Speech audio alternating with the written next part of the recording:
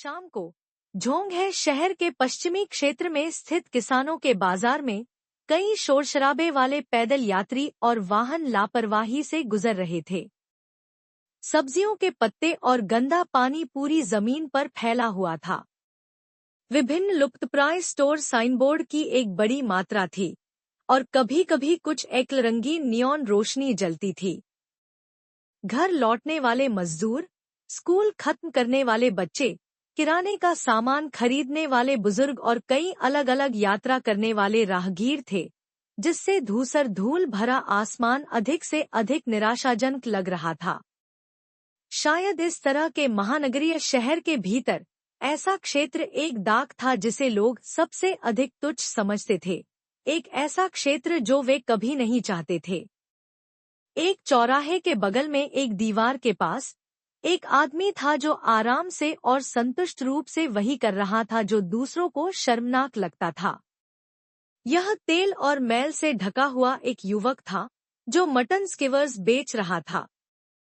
उन्होंने सफेद बनियान, कॉफी रंग की पैंट और कड़े नीले रंग की प्लास्टिक की चप्पल पहनी हुई थी। युवक के बाल गंदे थे, लेकिन उनका चेहरा काफी परिपक्व और सुंदर था। अगर किसी ने करीब से देखा तो पता चलेगा कि यह रीढ़ वाला आदमी था। यह अफसोस की बात है कि चाहे वह कैसा भी दिखता हो, सड़क पर चलने वाली महिलाएं उसे एक नजर भी नहीं डालती थी, क्योंकि वह सिर्फ एक मटन स्केवर विक्रेता था। युवक ने अपने द्वारा अभी अभी पकाए गए मटन स्कीवर्स को बगल में रख दिया। गर्मी के मौसम में ग्रिलिंग करना आसान था, लेकिन बेचना मुश्किल था। 2 स्केवर के लिए 50 सेंट सस्ता माना जाता था, लेकिन पूरे दिन के बाद उन्होंने केवल $10 से थोड़ा अधिक कमाया, जो मुश्किल से 2 भोजन करने के लिए पर्याप्त था। हालांकि युवक इससे निराश नहीं लग रहा था, इसके बजाय वह एक शांत और संतुष्ट अभिव्यक्ति था। वह अपने स्टूल पर बैठ गया, भीड़-भाड़ वाली सड़क की ओर देख रहा था, जैसे कि ऐसा दृश्य सबसे सुंदर दृश्य था। बूढ़ेली, यह उस समय के बारे में है जब आप 2 दिन पहले जो सहमत हुए थे उसके लिए भुगतान करते हैं। अचानक एक तरफ से एक ऊंची आवाज में पुरुष की आवाज आई। पास आने वाले 3 पुरुष 20 से ऊपर नहीं दिखते थे और गैंगस्टरों की तरह कपड़े पहने हुए थे, जिनके सीधे बाल, चांदी की जंजीरें, होली जीन्स, खुरदरे चेहरे और मुंह में सिगरेट थी। ओरली युवक के ठीक बगल में तले हुए स्नैक्स बेचने वाला था। इसी तरह गर्मी के मौसम के कारण उनके पास ज्यादा काम नहीं था और वे चिंतित भाव के साथ अपनी सीट पर बैठे थे। यह बूढ़े ली ने एक कड़वा चेहरा दिखाया। मेरे युवा गुरु, कृपया धैर्य रखें। इस गर्मी के मौसम में मैं बिना किसी व्यवसाय के भुगतान कैसे कर सकता हूँ? सुनो ओल्डली, 1 इंच दिए जाने के बाद 1 गज भी मत लो। अगर बड़े भाई फेंग आपकी रक्षा नहीं करते, तो आपका यह स्टॉल बहुत पहले ही नष्ट हो जाता। एक गुर्गे ने धमकी भरे, लेकिन चापलूसी भरे तरीके से कहा। बदमाश को बड़ा भाई कहा जाता है। फेंग बहुत खुश लग रहा था। उसने अपने गुर्गे को थपथपाया और कहा, आज का सुरक्षा शुल्क आप भुगतान करना चुन सकते हैं या आप भुगतान न करना चुन सकते हैं। मुझे किसी भी तरह से पैसे लेने होंगे, अन्यथा मैं अब आपका स्टॉल तोड़ दूंगा। इसके साथ उन्होंने सॉसेज का एक तिरछा हिस्सा उठाया, 2 बड़े काटने लिए और शेष को जमीन पर फेंक दिया। बूढ़े ली बिना किसी रास्ते के फंस गए थे और उन्होंने अपनी जेब में नोटों के छोटे ढेर को कसकर पकड़ लिया, यह सोचकर कि इसे इस तरह खर्च करना है या नहीं। यह पैसा उनकी पत्नी के लिए एक डॉक्टर को देखने के लिए था। वह इन बदमाश लोगों के लिए उपहार के रूप में इसका उपयोग कैसे कर सकता था? मैं उसका भुगतान करूंगा। मटन स्कीवर्स स्टॉल का आदमी अचानक पास से चला गया और अपनी जेब से कुछ नोट निकाले, जिनकी कीमत $100 भी नहीं थी। उसने इसे सौंप दिया और लापरवाही से कहा, हाँ, मेरे पास बस इतना ही है। ओल्डली वर्षों से चल रहा है और उसे तत्काल पैसे की जरूरत है। आप लोगों को कुछ अच्छा कर्म जमा करना चाहिए। छोटे बदमाश ने अपनी आंखें हिला दी और हंसे, फिर नोट ले लिए और उसे अपने पीछे के गुर्गे को दे दिया। यांग चेन, तुम एक अच्छा इंसान होने का नाटक करना चाहते हो, लेकिन तुमने अपनी सुरक्षा शुल्क का भुगतान नहीं किया है। यांग चेन ने अपनी भौहें हिला दी, अपने दिल में विलाप करते हुए कहा कि ये लोग अपनी उम्र में ठीक से अध्ययन क्यों नहीं कर रहे थे। एक बदमाश क्यों हो, लेकिन चूंकि वह उनके पिता नहीं थे, इसलिए कुछ भी कहना उनकी स्थिति नहीं थी। वह भी परेशानी पैदा नहीं करना चाहते थे, इसलिए उन्होंने लापरवाही से कहा, मैं कल भुगतान करूंगा। अच्छा, मैं असम्मानित व्यक्ति नहीं हूँ। हर किसी को सहयोग करना चाहिए। मैं आपके व्यवसायों की रक्षा करता हूँ और आप वास्तव में मुझे पैसे देते हैं। मैं कल इकट्ठा करने आऊंगी। बात करने के बाद छोटा बदमाश और उसके दो गुर्गों ने दूसरे स्टालों की ओर रुख किया, जिससे उन्हें दुख हुआ। बूढ़े ली की आंखें पहले ही लाल हो चुकी थी। उसने यांग चेन की ओर कड़वाहट से देखा। लिटिल यांग, तुम खुद को क्यों परेशान करते हो? आप हमेशा उन ठगों को पैसे देने में मेरी मदद कर रहे हैं। मैं इसे कैसे जारी रख सकता हूँ? बूढ़े ली, ऐसी बात मत करो। जब मैं अभी आया था और यहाँ जीवन जीने का आदी नहीं था, तो मेरे पास शायद बात करने के लिए कोई दोस्त भी नहीं होता, अगर यह आपके लिए नहीं होता। तुम मेरे परोपकारी हो और यह तुम्हें चुकाने का मेरा तरीका है। तुम बच्चे, मैं तुमसे क्या कहूँगा? ऐसा लगता था कि बूढ़े ली को समझ में आ रहा था कि वह यांग चेन को मना नहीं पा रहा था और केवल आह भर सकता था। यांग चेन को कोई आपत्ति नहीं हुई और वह हंसा। यह एक नीरस लेकिन ईमानदार हंसी थी। मानो पहले की जबरन वसूली ने उसके मूड को प्रभावित नहीं किया। वैसे, तुम्हारी पत्नी की बीमारी कैसी है? बूढ़े ली की आंखें कृतज्ञता से भर गईं। यह सब आपके लिए धन्यवाद है कि आपने मुझे मेरी पत्नी के ऑपरेशन के लिए पैसे दिए। अभी उसे केवल कुछ और जांच के लिए जाने की आवश्यकता है। कुछ दवाएं लेनी हैं और फिर वह ठीक हो जाएगी। ओह, यह बहुत अच्छा है। मैं उनके जल्द ठीक होने की कामना करता हूँ।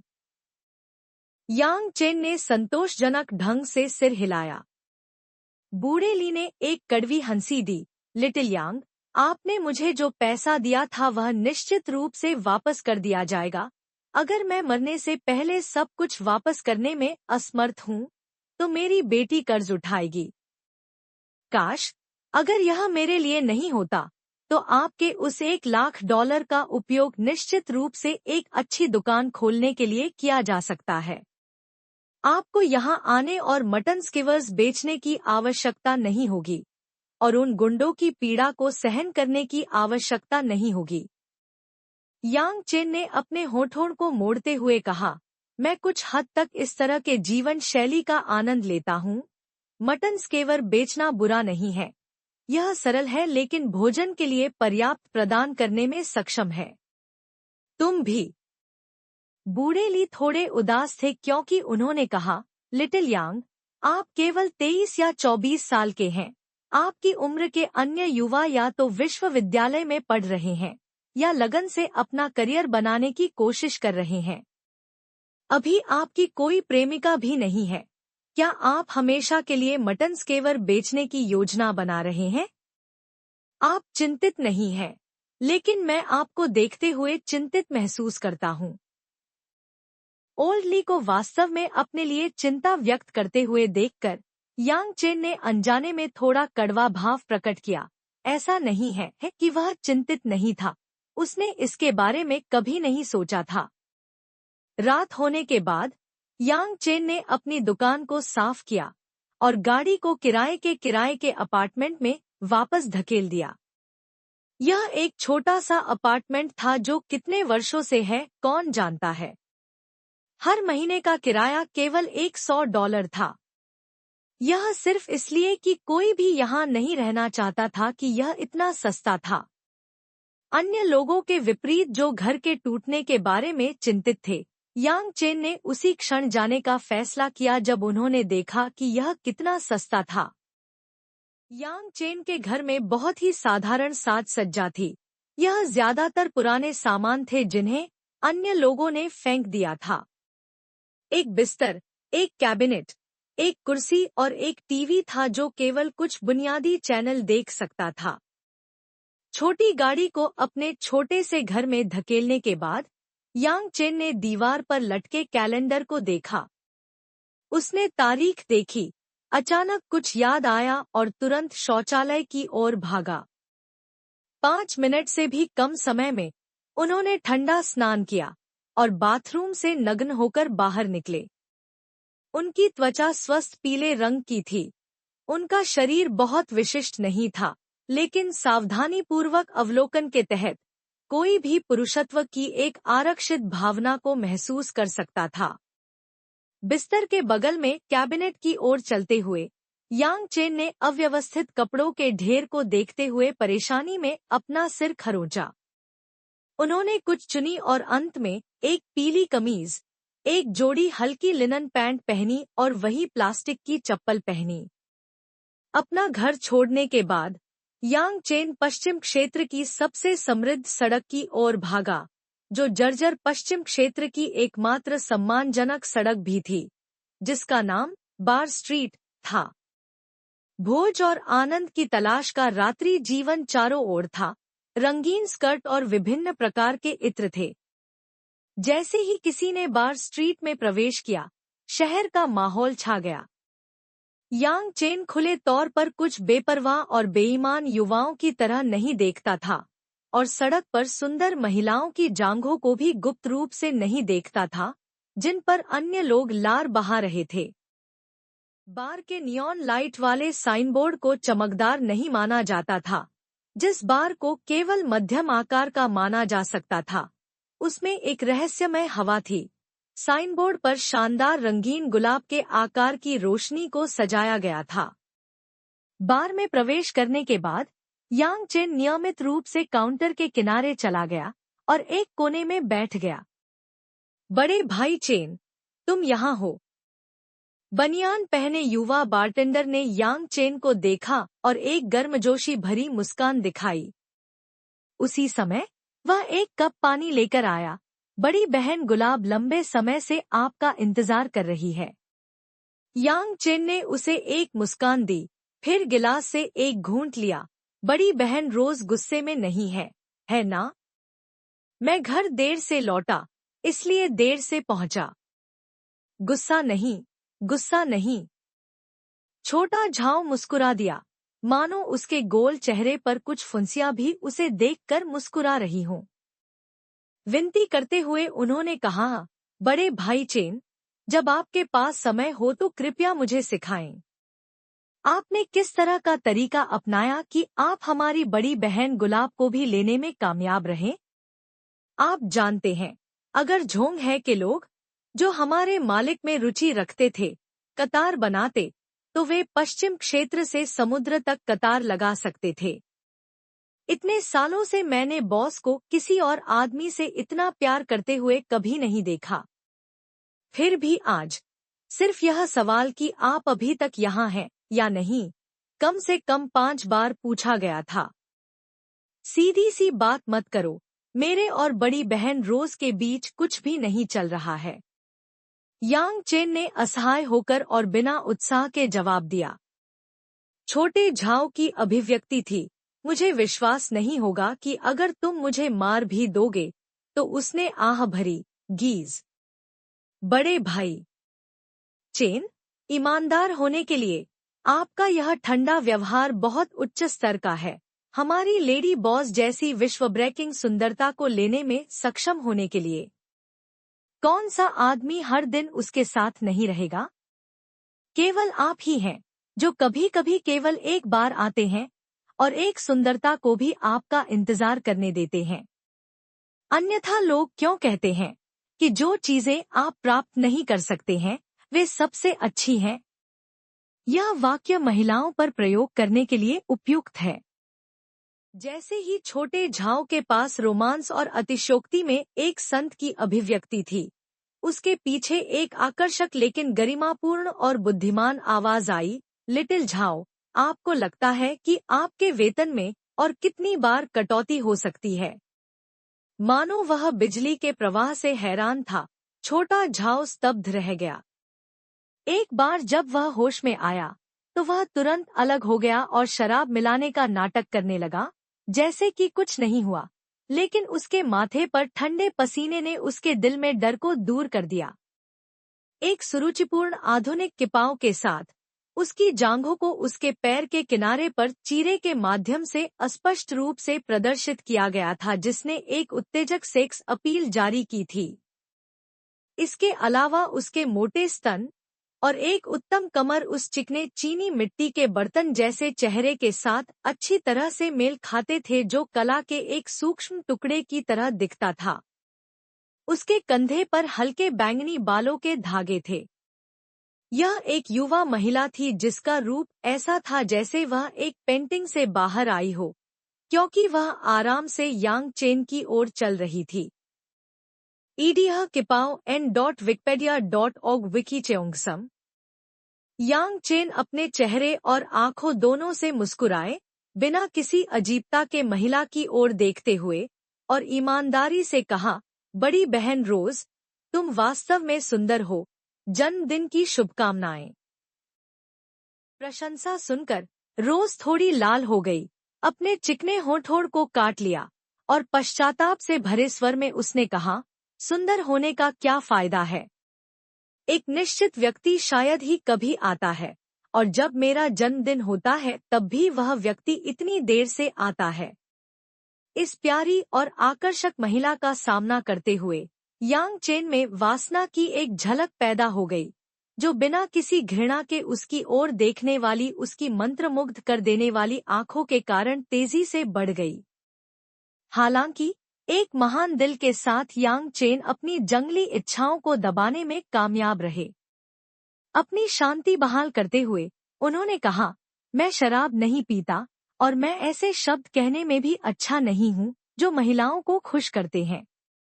इसके अलावा मैं हर दिन अपना स्टॉल लगाता हूँ और वास्तव में मेरे पास ज्यादा खाली समय नहीं है। रोज ने यांग चेन की ओर रुष्ट नजर से देखा। मुझसे ऐसे बेकार के शब्द मत बोलो। एक दुकान स्थापित कर रहे हैं? एक भद्दे भेड़ के बच्चे के झुंड की दुकान स्थापित करने में क्या अच्छा है? यहाँ तक कि अगर आप खुद को मरने के लिए काम करते हैं तो भी आप ज्यादा पैसा नहीं कमाएंगे। अगर आप वास्तव में पैसा कमाना चाहते हैं तो आएं और मेरी हाउसकीपर बने। मैं आपको हर महीने जो वेतन दूंगा वह भेड़ के बच्चे के स्केवर बेचने से मिलने वाली कमाई का 100 गुना होगा। यांग चेन बुरी तरह हंसे और कहा, बड़ी बहन रोज, पुरुष आम तौर पर घर की देखभाल करने वाले नहीं बनते। मैंने तुमसे कई बार कहा है, मुझे गुलाब बुलाओ। तुम हमेशा बड़ी बहन, बड़ी बहन, बड़ी बहन क्यों बुलाती हो? क्या मैं इतनी बूढ़ी हूँ? यांग चेन केवल समझौता कर सका, ठीक है रोज, मैं गलत था। यह सिर्फ इतना है कि मैं अपनी वर्तमान जीवन शैली का कुछ आनंद लेता हूँ। फिलहाल मैं नौकरी बदलने का इरादा नहीं रखता। हार मानने की इच्छा न रखते हुए रोज ने कहा, तो आपको मेरी हाउसकीपर बनने की जरूरत नहीं है। मेरा अंगरक्षक होना सही होगा? या मैं आपको बार का प्रबंधक बनने दे सकता हूँ। मैं शायद ही कभी इस जगह की निगरानी करता हूँ। मैं आमतौर पर इसे रहने देता हूँ। इन शब्दों को सुनकर यांग चेन को थोड़ा स्पर्श महसूस हुआ। निश्चित रूप से वह जानता था कि यह महिला वास्तव में उसकी देखभाल करती है, लेकिन उसका अपना रुख था। जिस दिन से वह रोज से मिला था, उसने इस महिला के साथ बहुत अधिक अंतरंग नहीं होने का फैसला किया। गुलाब को भूल जाओ। मुझे लगता है कि मटन स्कीवर्स बेचना बहुत अच्छा है। किसानों के बाजार में बहुत सारे अच्छे लोग भी हैं। यांग चेन ने अपना पानी पीने के लिए अपना सिर नीचे किया। इस विषय पर आगे बढ़ने के लिए तैयार नहीं था। यांग चेन की जिद्दीपन को देखकर रोज गुस्से में आ गई। फिर गुस्से में खुद से फुसफुसाया, यह तभी अच्छा है जब तुम मेरे आदमी बन जाओ। उसे एहसास नहीं हुआ कि उसने जो शब्द कहे, जो वह खुद मुश्किल से सुन सकती थी, वे ऐसे शब्द थे जो यांग चेन ने स्पष्ट रूप से सुने थे, लेकिन यांग चेन जानता था कि उसे यह दिखावा करना चाहिए कि उसने कुछ नहीं सुना। बार में रोशनी कितनी भी मंद क्यों न हो, रोज का चेहरा और शरीर अभी भी एक अनूठा आकर्षण का उत्सर्जन करता था। हालांकि जिस क्षण से रोज दिखाई दी, तब भी जब कुछ लोगों ने उसे देखा, वे दूर देखने से पहले केवल एक नजर डालने की हिम्मत करेंगे। कुछ जिज्ञासु नए ग्राहकों ने आसपास के संरक्षकों से पूछा कि रोज कौन है, और मूल रूप से केवल एक ही जवाब था, अपनी शराब पी लो, मौत का सामना मत करो। थोड़ी सी हार महसूस करते हुए रोज काउंटर के दूसरी तरफ चली गई, यांग चेन के बगल में बैठ गई। पहले अपने लिए एक गिलास व्हिस्की डाली, फिर यांग चेन के लिए एक और व्हिस्की डाली, अपनी आंखें घुमाई और फटकार लगाई, बूढ़े बैल, मुझे पता है कि तुम सख्त हो। यह ठीक है कि आप मेरे साथ रहने के लिए तैयार नहीं हैं, लेकिन आज मेरा जन्मदिन है। क्या आप एक अपवाद बना सकते हैं और एक गिलास शराब पी सकते हैं? यांग चेन एक पल के लिए हिचकिचाए। सच तो यह था कि ऐसा नहीं है कि वह पी नहीं सकता। यह सिर्फ इतना है कि हर बार जब वह पीता है, तो शराब उसके मन में अव्यवस्था पैदा कर देती है। बहुत सी चीजें थी जो वह याद नहीं रखना चाहते थे। यही कारण है कि उन्हें शांत रहने की आवश्यकता थी। इसलिए उसके लिए शराब जहर है। ठीक है, लेकिन सिर्फ एक गिलास। अपराध बोध के कारण यांग चेन रोज को पूरी तरह से निराश करने के लिए तैयार नहीं है, इसलिए उसने इसे स्वीकार करने का फैसला किया। चुपचाप अपने दिल में उम्मीद कर रहा है कि कुछ नहीं होगा, क्योंकि यह केवल एक छोटा गिलास है। निश्चित रूप से गुलाब खुशी से मुस्कुराया। वह मुस्कान पहली बार बर्फ देखने जैसी थी। मंद रोशनी में उसका चेहरा चमक से चमक उठा, यांग चेन की आंखों में घुस गया, जिससे उसका दिल फिर से कांप उठा। चीयर्स। चश्मा क्लिंक करने के बाद यांग चेन ने अपना सिर उठाया और बिना किसी हिचकिचाहट के बर्फ का ठंडा तरल पी लिया। रोज एक गेग हंसी बनाती है, आगे झुकती है और यांग चेन की छाती पर अपने शरीर को दबाती है और उदास होकर कहती है, क्या आप जानते हैं, मुझे अपना आखिरी जन्मदिन मनाते हुए 10 साल हो गए हैं। भले ही कोई केक नहीं है, कोई मोमबत्तियां नहीं है, कोई उपहार नहीं है, यहाँ तक कि एक पार्टी भी नहीं है। इस महिला का शरीर किसी भी कोण से अच्छी तरह से विकसित दिखता था और पुरुषों के रोने का कारण बनता था।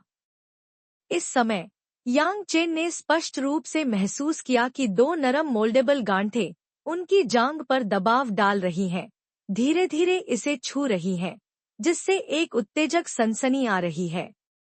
अपने सिर को थोड़ा नीचे करते हुए उन्होंने गुलाब के किपाओं का चीरा और काफी स्पष्ट रूप से नरम चीनी मिट्टी के बर्तन जैसी बर्फीली त्वचा देखी।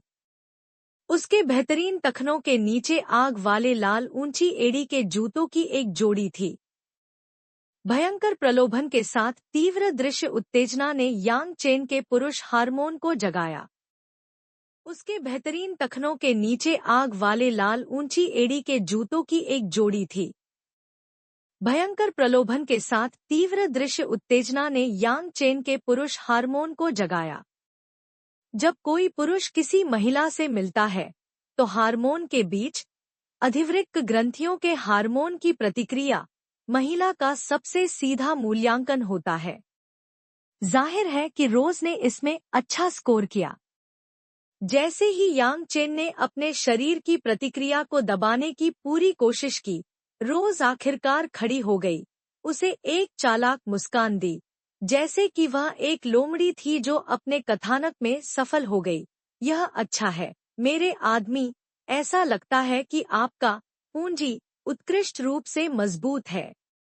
यांग चेन ने जोर से मुस्कुराया। निश्चित रूप से वह जानता था कि रोज क्या कह रहा था। यह महिला, जब वह पहले पास आई तो उसने वास्तव में उस पर झांका। मैं देख सकता हूँ कि आप मुश्किल से यहाँ बैठे रह सकते हैं। मैं अपने अन्य ग्राहकों का मनोरंजन करने जा रहा हूँ। अगर आप अब और नहीं रहना चाहते हैं तो आप जा सकते हैं। रोज स्वाभाविक और अनियंत्रित तरीके से सीट छोड़कर अन्य ग्राहकों की ओर चली गई। बार के ग्राहकों को बहुत पहले से पता था कि बार की लेडी बॉस बहुत आकर्षक है, फिर भी वे अपने शिष्टाचार को छोड़ने की हिम्मत नहीं करते थे। यह जानकारी प्राप्त करने के कारण था कि महिला की पृष्ठभूमि बिल्कुल भी सरल नहीं थी। नतीजतन रोज के लिए अपने ग्राहकों का अभिवादन करना आसान नहीं था। वास्तव में गुलाब के चेहरे पर एक भावुक मुस्कान थी। वह असाधारण स्वभाव अधिकांश पुरुषों को भयभीत करने के लिए पर्याप्त था। इस प्रकार वे केवल दूर से ही देख सकते थे।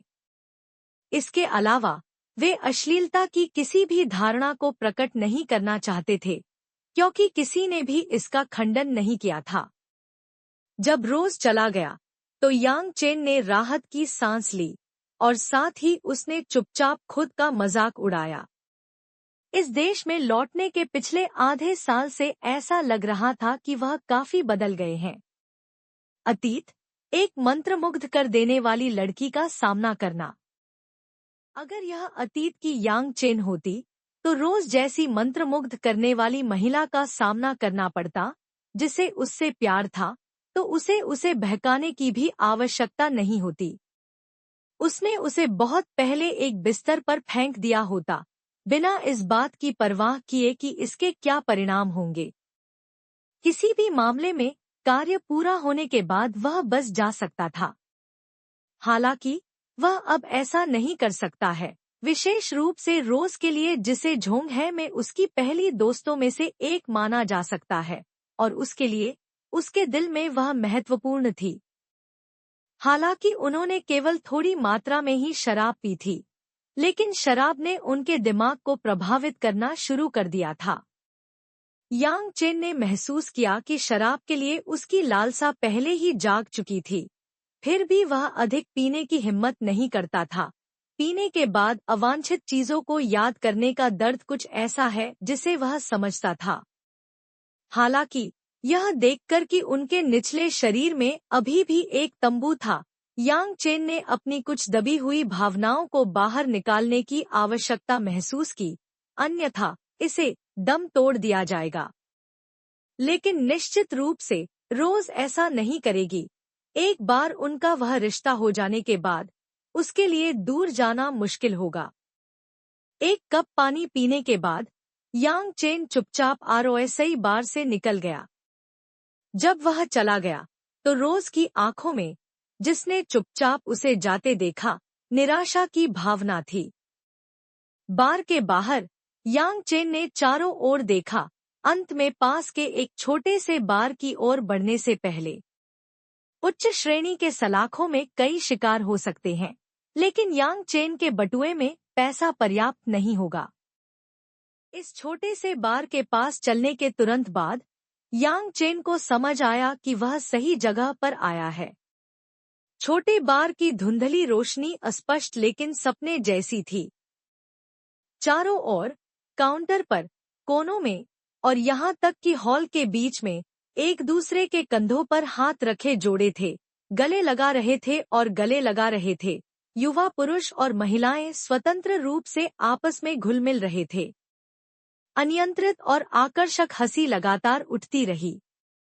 यांग चेन को केवल कुछ ही कदम मिले जब भारी मेकअप और भड़कीले कपड़ों में एक महिला उसके पास आई।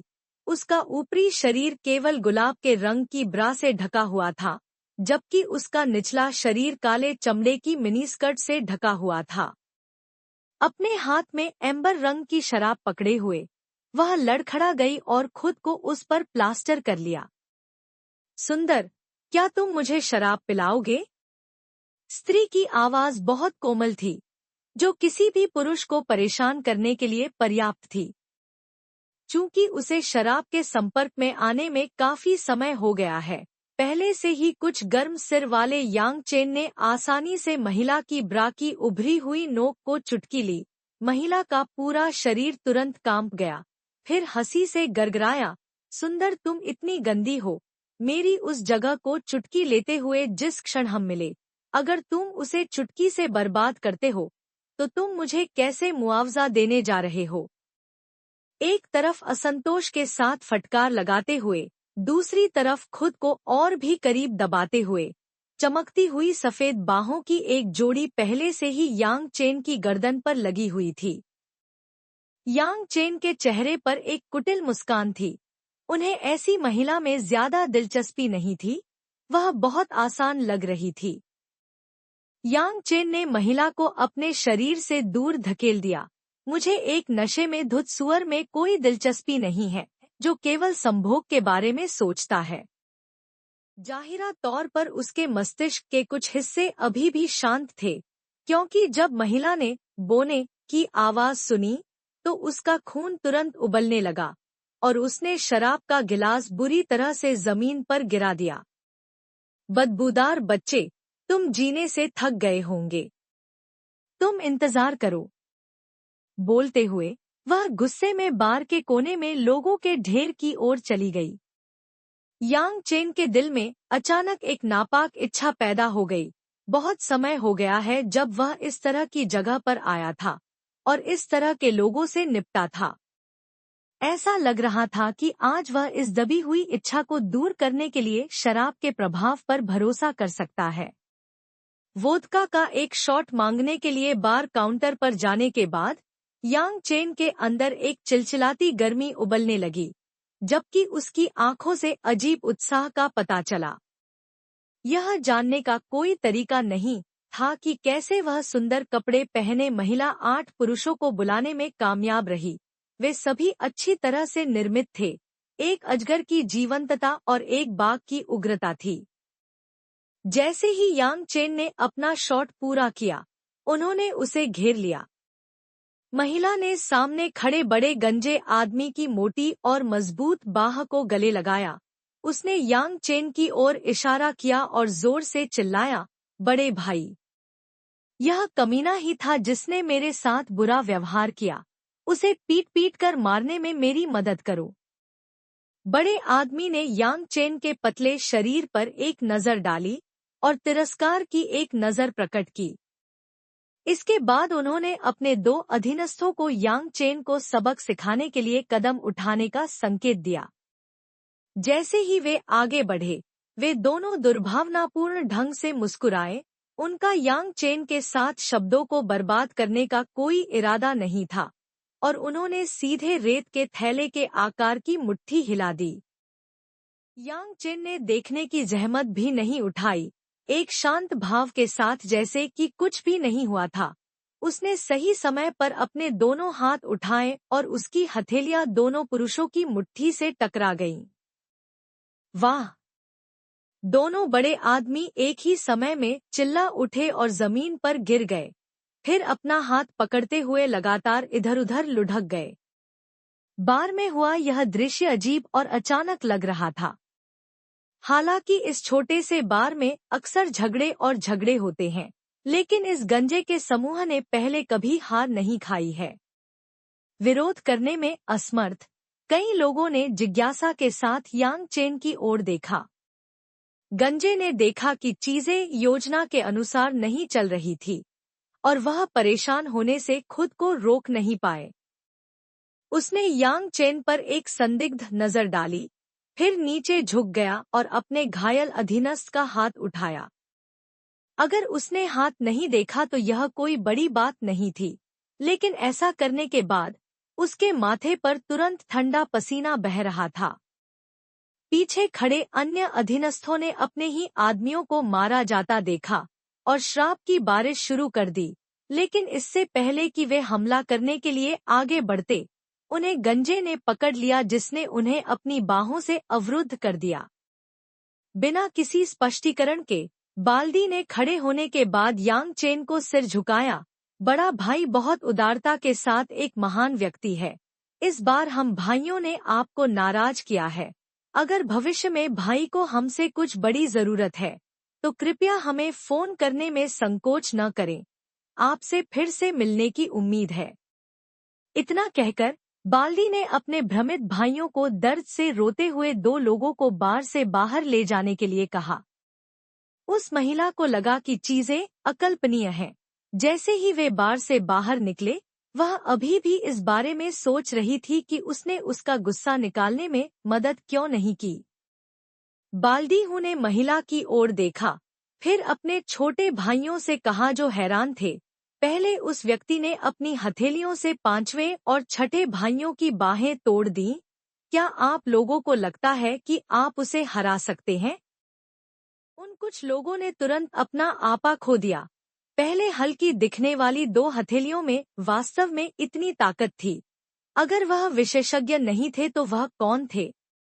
तुरंत उनमें से कुछ ने गंजे की चापलूसी करना शुरू कर दिया, यह कहते हुए कि बॉस जैसी चीजें बहुत दूरदर्शिता रखती हैं।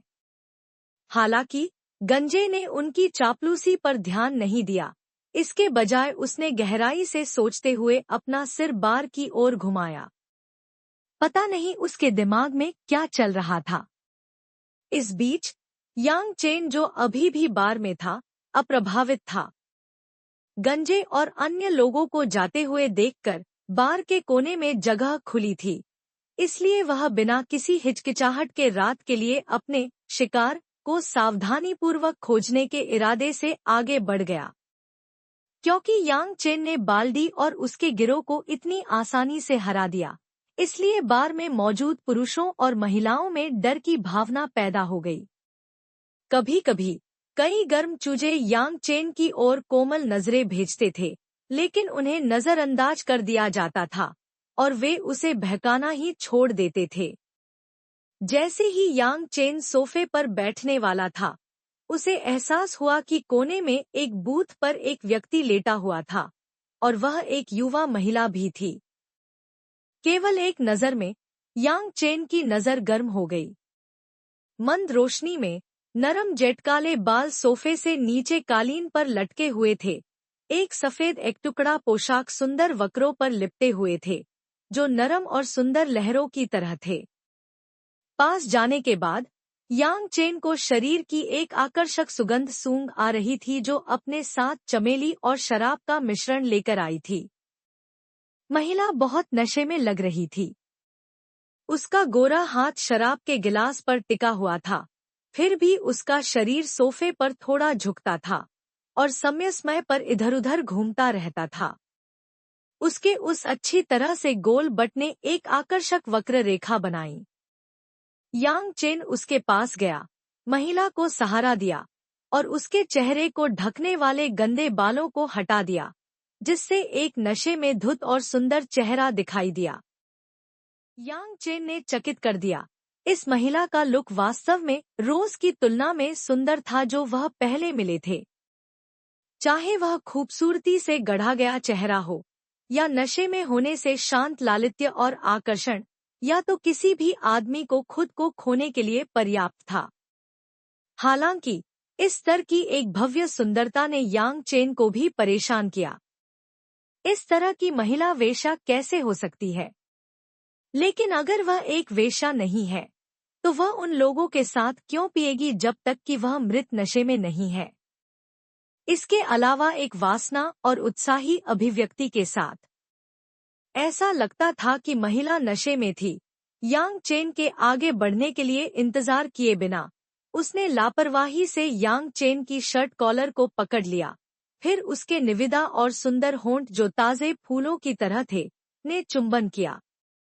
लेकिन क्योंकि वह लक्ष्य को खोजने में असमर्थ थी, महिला का चुंबन केवल यांग चेन के गाल पर उतरा, फिर फिसल गया। यांग चेन को उस बर्फठंड से अपने चेहरे पर नरम संपर्क से प्रेरित किया गया था, जहां उसे लगा कि वह सब खत्म हो रहा है। इस सुंदर और नाजुक महिला की लंगड़ा अभिव्यक्ति को देखकर, एक मनोरम उपस्थिति के साथ जिसे कोई भी स्वामित्व लेना चाहता है, उसने सोचा था। वह खुद एक रात के लिए लिप्त होना चाहता था। इतना क्यों सोचें? बल के साथ नरम और नाजुक शरीर को गले लगाते हुए उसने महिला के सुगंधित होठों पर जमकर चुमा। वो महिला ने एक कम विलाप को बाहर कर दिया। यांग चेन बर्बरता के बारे में कड़वा, फिर भी अपनी जीभ को चारों ओर लपेटने के बारे में खुशी की बात है। जब सुबह की रोशनी ने मोटे खिड़कियों के माध्यम से और यांग चेन के घर में अपना रास्ता चमकाया, तो यांग चेन ने अपने सिर को एक गुदगुदी में घुमाया। वह उठना चाहता था, लेकिन अचानक महसूस किया कि उसके चारों ओर कुछ नरम लिपटा हुआ है। यांग चेन, जिन्होंने तुरंत स्पष्ट सिर पर मुड़कर देखा, निश्चित रूप से पर्याप्त, यह शराबी महिला थी जिसे वह कल रात घर ले आई थी। इस समय एक कमल की तरह हाथ उसकी कमर पर गले लगा। कंबल के नीचे प्लम्प स्तनों की एक जोड़ी उसकी जांघ पर निचोड़ा गया। संपर्क का उत्तम बिंदु मखमली के रूप में चिकना महसूस हुआ। सफेद और नाजुक जांघों की एक जोड़ी ने अपने निचले शरीर के चारों ओर अनारक्षित रूप से कुंडलित किया, जो कि कल रात के भोग के कुछ निशान के साथ उस आकर्षक बट लाइन को स्पष्ट रूप से प्रकट करता है। महिला के साथ पूरी तरह से मिलान करना उस निर्दोष और बिल्कुल सुंदर चेहरे पर सो रहा था, जिसने यांग चेन को मदद नहीं की, लेकिन विलाप में मदद नहीं की। सभी महिलाओं के बीच वह अपने जीवन काल में मिले हैं। यह महिला निश्चित रूप से शीर्ष 3 में प्रवेश करने में सक्षम है। जिस तरह यांग चेन एक महिला के आकृति के इस स्वर्ग भेजे गए कला के टुकड़े को विलाप कर रहा था, उसकी आंखों के कोने से उसने अचानक देखा कि बिस्तर के पूंछ के अंत में बेडशीट पर एक सूखा लाल रक्त था। उनके दिलों को खींचा जा रहा था। यांग चेन ने उस महिला को देखा, जो अभी भी उदासीन लग रही थी, कुछ हद तक आश्चर्यचकित थी। यह रक्त स्पष्ट रूप से उसके द्वारा नहीं किया गया था, लेकिन यह वास्तव में अप्रत्याशित था। एक सुंदरता जो कि विक्षिप्त थी, वास्तव में अभी भी एक कुंवारी थी। जब ऐसा हुआ तो कई बातें एक नज़र में स्पष्ट लगती हैं। यांग चेन ने जल्दी से समझा, यह बहुत संभावना थी कि कल से बाल्डी ने उसे ड्रग कर दिया।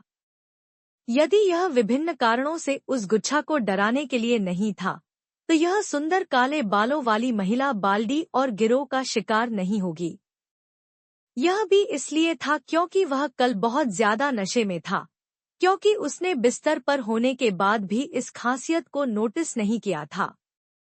जिस तरह यांग चेन इस स्थिति को संभालने के बारे में सोचते हुए बिस्तर पर बैठे थे, वह महिला जो उस पर सोती थी, आखिरकार वह जाग गई। महिला ने घबराहट में अपनी आंखें खोली। उसने हल्के से अपना सिर उठा लिया और देखा कि यांग चेन ने शांति से उसे देखकर देखा। सामने खड़ा आदमी बहुत अपरिचित था, फिर भी परिचित महसूस किया।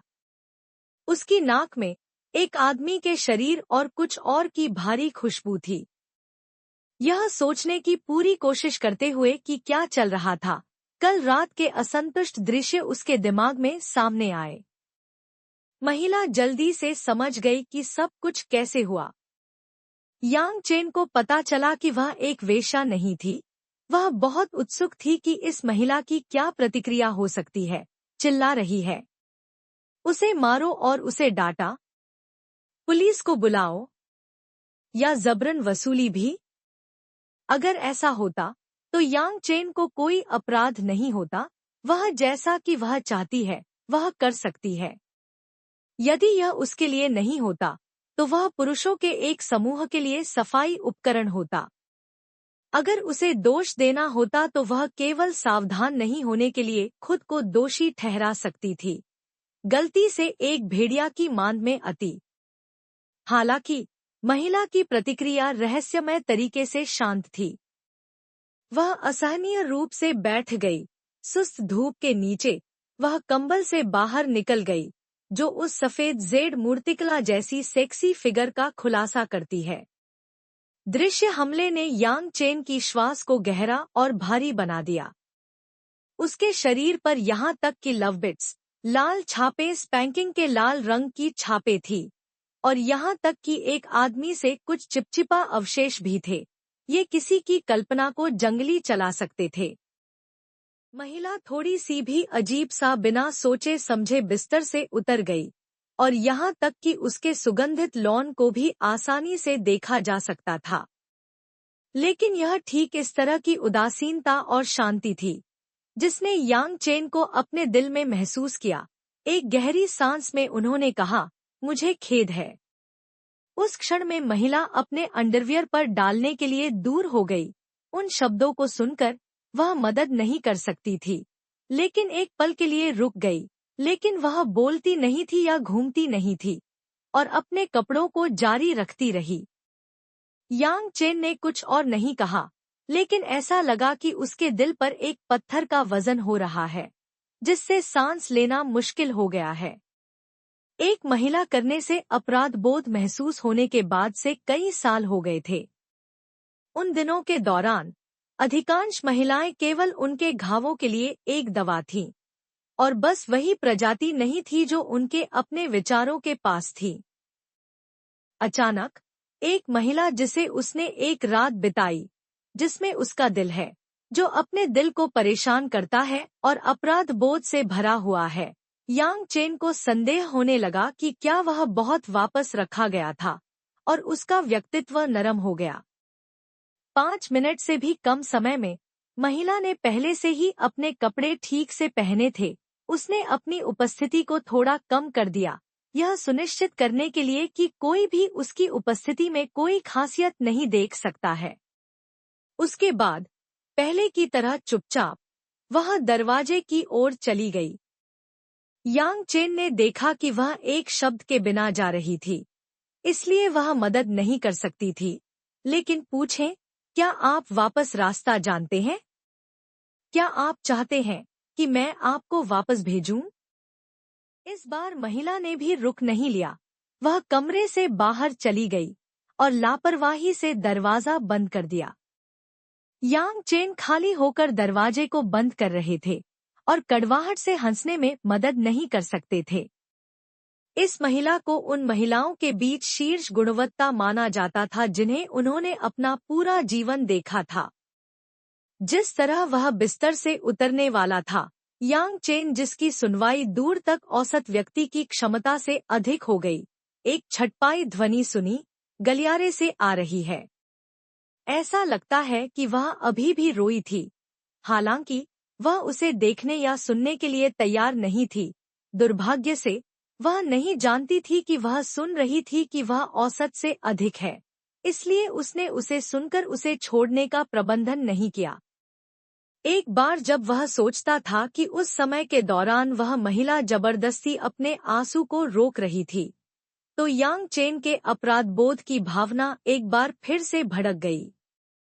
टिडिंग करने के बाद यांग चेन को याद आया कि उन्हें अभी भी अपने मटन स्केवर्स स्टॉल को खोलना था। हालांकि स्टॉल ज्यादा पैसा नहीं कमाता है, लेकिन वह हमेशा हलचल भरे स्थानों में आनंद लेता था, जहां वह लोगों को आते और जाते हुए देख सकता है। कभी कभी बदलती दुनिया में डूबे रहने का एहसास होता है। पैसा कोई फर्क नहीं पड़ता। अपने सिंगल व्हील वेंडिंग कार्ट को अपने स्थान पर धकेलने के बाद ओल्ड ली, जो अपने गहरे तले हुए सॉसेज बेच रहे थे, यांग चेन पर मुस्कुराए। लिटिल यांग, आप आज देर से आए थे, क्या आपके पास कल या कुछ और था? उनके दिल में यांग चेन ने म्यूट कर दिया। कोई तारीख नहीं थी, लेकिन एक बिस्तर था, और वास्तव में उन्होंने कहा, इस तरह की कोई चीज कैसे हो सकती है? अपने विचारों को बहाव नहीं होने दे, मैं बस देख रहा हूँ। ओल्ड ली ने हंसते हुए कहा, और संतुष्टि के साथ उन्होंने कहा, मेरे परिवार के जिंगिंग ने अपनी इंटर्नशिप समाप्त कर दी और घर लौट आए। कल उसने मुझे यह भी कहा कि आपने हमें जो दयालुता दिखाई है उसे याद करने के लिए। लिटिल यांग, अगर यह आपके लिए नहीं था, तो हम संभवतः अपनी पत्नी को एक डॉक्टर को देखने के लिए कैसे प्रबंधित कर सकते हैं और जिंगजिंग को पर्याप्त रूप से जीवित रहने के लिए पर्याप्त धन प्रदान कर सकते हैं। ओल्ड ली की बेटी ली जिंगिंग वह बच्चा है जिसे उसने और उसकी पत्नी ने देर से कल्पना की, उनका खजाना। जब उसने विश्वविद्यालय से स्नातक किया, तो वह घर लौटने से पहले 2 महीने के लिए इंटर्नशिप के लिए एक और शहर गई। यांग चेन ने उस लड़की से 2 बार मुलाकात की थी। उसे जेड जैसी सुंदरता के रूप में वर्गीकृत किया गया था। हालांकि वह उसकी दोस्त की बेटी है, इसलिए उसके बारे में विचार नहीं होगा। हाँ, याद रखें कि दयालुता क्या है। भविष्य में जब मैं खाने के लिए नकदी से बाहर होता हूँ, तो आप मुझे कुछ भोजन पर फ्रीलायड कर सकते हैं, और यह करेगा। यांग चेन ने मजाक में कहा। ठीक है। ओल्ड ली ने अचानक सिर हिलाया। यदि आपने इसका उल्लेख नहीं किया है, तो मैं भूल जाऊंगा। मेरी पत्नी और जिंगजिंग दोनों ने कहा कि आप अपने घर में भोजन के लिए हमारे घर पर आमंत्रित करें, ताकि हमारी कृतज्ञता को ठीक से व्यक्त किया जा सके। आज रात यह है। यह आवश्यक नहीं है। आपके परिवार को अपने दम पर प्राप्त करने में कठिनाई हो रही है। आप मुझे किसके लिए भोजन करने के लिए आमंत्रित कर रहे हैं? ओल्ड ली ने कुछ हद तक गुस्से में होने का नाटक किया, जैसा कि उन्होंने कहा, भोजन कितना महंगा हो सकता है। केवल मोटे चाय और सादे चावल। लिटिल यांग, यदि आप नहीं आते हैं, तो आप मेरे परिवार को अवमानना में पकड़ रहे हैं। यांग चेन को एक विकल्प के बिना छोड़ दिया गया था। वह इस कठिन बूढ़े आदमी को जिद्दी नहीं कर सकता था, इसलिए वह केवल समझौते में सिर हिला सकता था, और पुराने ली ने खुशी से मुस्कुराया। लेकिन उस क्षण में कुछ हुडलम के आंकड़े एक बार फिर से बाजार में दिखाई दिए। यांग चेन और ओल्ड ली को स्पॉट करते हुए प्रमुख छोटे हुडलम इवली मुस्कुराते हुए। यांग चेन, क्या आपने वह पैसा तैयार किया है जो मैंने आपको कल तैयार करने दिया है? मेरे भाई उस पैसे का इंतजार कर रहे हैं, ताकि नाश्ता किया जा सके और ड्रिंक हो सके। चेन फेंग ने हल्कों में हाथ में एक चांदी की श्रृंखला को घुमाया, क्योंकि वह एक मुस्कान के साथ आगे बढ़ा जो न तो ठंडा था और न ही गर्म था। ओल्ड ली घबरा गया। वह यांग चेन के सामने खड़ा हो गया और कहा, चेन फेंग, आप लोगों को अब और ओवरबोर्ड नहीं जाना चाहिए। यहाँ तक कि अगर आपके डैड बॉस चेन इस क्षेत्र का मालिक हैं, तो आपको क्या योग्यताएं संरक्षण शुल्क एकत्र कर रही हैं? चेन फेंग के पिता चेन दहाई पश्चिम क्षेत्र के अंडरवर्ल्ड मालिकों में से एक थे, अन्यथा चेन फेंग स्वाभाविक रूप से संरक्षण शुल्क एकत्र करने के आसपास नहीं जाएंगे। उस समय ओल्ड ली को सुनकर अपने पिता का उपयोग उस पर दबाव बनाने के लिए उसकी आंखों में अचानक सामने आ गया। पुरानी बात, आपको लगता है कि आप कौन हैं? आपको लगता है कि मैं आपसे डरता हूँ क्योंकि आपने मेरे पिता का उल्लेख किया है। यह मेरे पिता है, आपके पिता के लिए नहीं। मेरे लिए संरक्षण शुल्क इकट्ठा करने के लिए मैं आपके बारे में बहुत सोच रहा हूँ। सिर्फ सजा खाने के लिए मना करें। आप। ओल्ड ली को केवल एहसास हुआ कि उसने बात की थी कि वह लगभग बॉस चेन को नाराज कर देता है। उन सभी के बाद जो 2 पिता और पुत्र हैं, वह तुलना में क्या है? लेकिन वह अभी इसे पकड़ नहीं सकता है। जिस तरह वह यांग चेन की ओर से बोलने में मदद करने वाला था, उसे इसके बजाय यांग चेन द्वारा वापस खींच लिया गया, जो पीछे खड़ा था। यांग चेन ने भड़क उठे और इस सिरदर्द का सामना करते हुए अपने माथे को रगड़ दिया। ओल्ड ली को वापस खींचने के बाद उन्होंने चेन फेंग से कहा, आप फोन करते हैं। चेन फेंग, सही। मैं आपको बिग ब्रो फेंग कहूंगा। अब कुछ भी नहीं से एक झगड़ा नहीं उठाऊंगा। मैं एक व्यक्ति के रूप में परेशानी को नापसंद करता हूँ। हालांकि मेरे पास आज हाथ नहीं है, मैं इसे कुछ दिनों में आपको दे सकता हूँ। आप पहले लौट सकते हैं। वाह!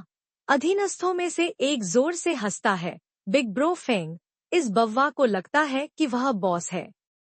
वह सोचता है कि हम सिर्फ इसलिए लौटेंगे क्योंकि उसने हमें बताया था।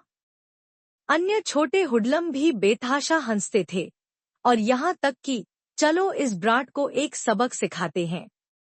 यह ऐसा था जैसे चेन फेंग ने भी दुनिया में सबसे मजेदार मजाक सुना।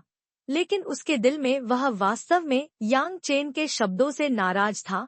वह इवली मुस्कुराया और कहा, यांग चेन, यदि आपके पास हिम्मत है तो क्या आप यह मानते हैं कि मैं अपनी जीभ को काट दूंगा। उन शब्दों के अंत में स्पष्ट था। यांग चेन की अनियंत्रित अभिव्यक्ति अचानक थोड़ी ठंडी हो गई, और जैसा कि उन्होंने चेन फेंग को एक जटिल टकटकी दी, उन्होंने कहा, क्या आप जानते हैं कि मैं क्या एक व्यक्ति के रूप में सबसे ज्यादा नफरत करता हूँ? WH चेन फेंग को बोलने के लिए इंतजार किए बिना चेन फेंग ने अचानक अपने पूरे शरीर को आकाश में ऊंचा महसूस किया। इसके तुरंत बाद उसी समय उसे अपने पेट पर एक तेज दर्द महसूस हुआ। उसका शरीर बम ध्वनि के साथ सड़क के किनारे कचरा बिन में पटक दिया। सब्जियों, पत्तियों और मछलियों के अवशेषों ने उसके पूरे शरीर को कवर किया, यहाँ तक कि उसके कपड़े भी बासी पानी से भिगोए गए थे। मैं एक व्यक्ति के रूप में नफरत को सबसे अधिक धमकी दी जा रही है, जैसे कि केवल एक साधारण धक्का दिया गया था। यांग चेन उस जगह पर खड़ा था जहां चेन फेंग पहले खड़ा था, और वह हथेली वापस ले लिया जिसे उसने बाहर फेंक दिया था। चेन फेंग को इस पुश और नॉक स्लैम डंक क्रैश द्वारा पूरी तरह से भटका दिया गया था। एक ही समय में उसे अपने मुंह और नाक में खून महसूस हुआ। कचरे की पुटरी गंध ने अपनी नाक में अपना रास्ता खोदा, जिससे वह एक पल में पीछे हट गया। बदबूदार ब्राट ने हमारे बिग ब्रो फेंग को मारने की हिम्मत की। वह मरना चाहता है, उसे मारने के लिए मारो।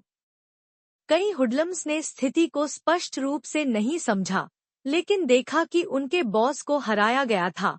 उनकी संख्या पर भरोसा करते हुए उन्होंने यह नहीं सोचा था कि यांग चेन ने यह कैसे किया, और मधुमक्खियों के झुंड की तरह उन्होंने अव्यवस्थित रूप से अपनी मुट्ठी और पैरों को उस पर घुमाया। यांग चेन उन्हें और अधिक देखने के लिए आलसी था। उसने परवाह नहीं की कि कैसे वे अपनी मुट्ठी के साथ मुक्का मारा या अपने पैरों से लात मारी। उसने उन सभी को अपने हाथों से पकड़ा और फिर उन्हें सड़क के किनारे फेंक दिया। हुडलम्स ने केवल अपने हाथों या पैरों को एक विशाल बल से नीचे गिरा दिया, और उनके शरीर को उनके नियंत्रण के खिलाफ दूर फेंक दिया गया, तुरंत सीमेंट के फर्श पर एक कठिन दस्तक के साथ, इससे पहले कि वे दर्द में रोने लगे।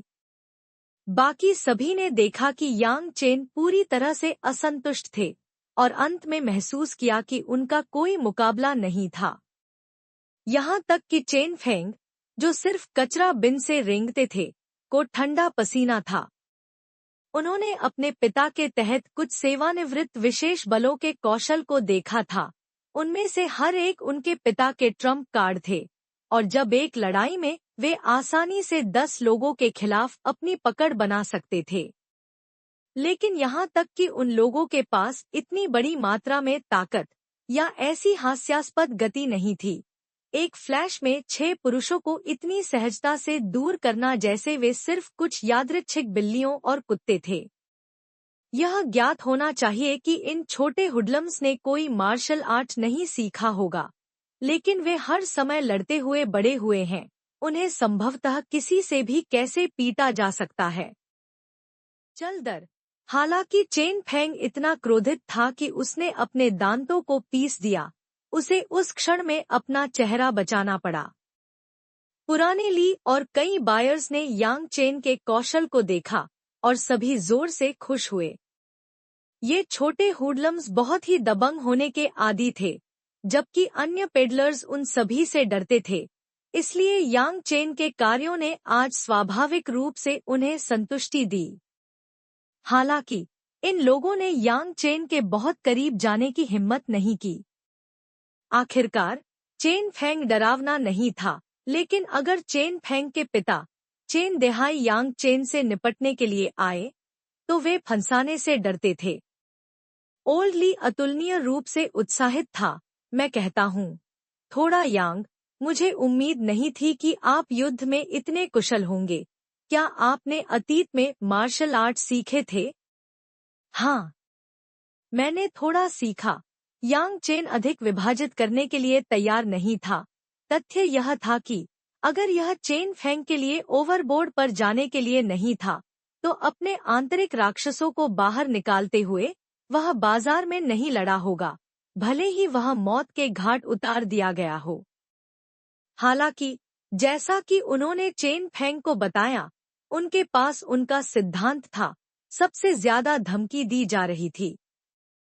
शायद इस प्रकार की विलक्षणता ऐसी चीज थी जिसे वह कभी नहीं मिटा सकता था, चाहे वह कितना भी कम प्रोफाइल जी रहा हो, क्योंकि उसके पास मजबूत होने की गरिमा थी।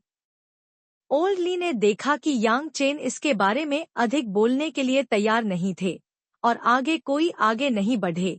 चिंता के साथ उन्होंने पूछा, लिटिल यांग, अभी आपने चेन फेंग को वापस पीटा है, लेकिन अगर वह अपने पिता चेन देहाई को बुलाता है, तो आप क्या करने जा रहे हैं? आपको यह पता होना चाहिए कि वेस्ट क्षेत्र के 2 बड़े गिरोहों में से एक का एक हिस्सा है। वेस्ट यूनियन सोसाइटी हो। यांग जेन असंबद्ध रूप से हंसे, फिर अचानक ओल्ड ली से कहा, एक सिगरेट मिली। यांग जेन की उदासीन अभिव्यक्ति को देखकर ओल्ड ली केवल असहाय रूप से चिंता कर सकता है।